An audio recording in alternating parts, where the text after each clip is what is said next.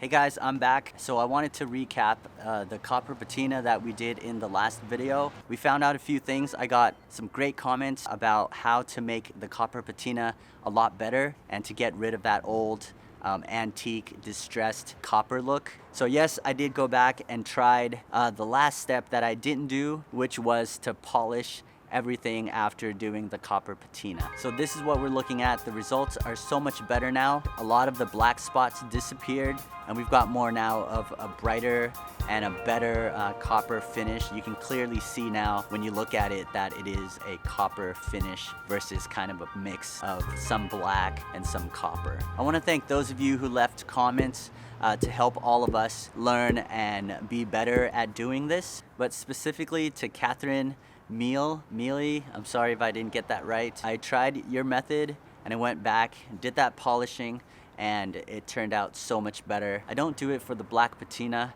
and so I assume that it was the same thing. If you want the antique look, leave it alone. I think you're done with it. But if you wanted to have a more brighter finish, you'd want to go ahead and polish that afterwards.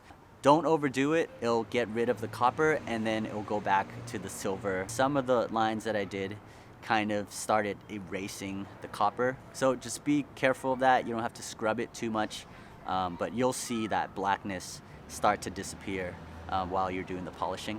So yes, the things that we found out is that you can use old copper patina, even if it's been sitting forever, as long as you have not contaminated it.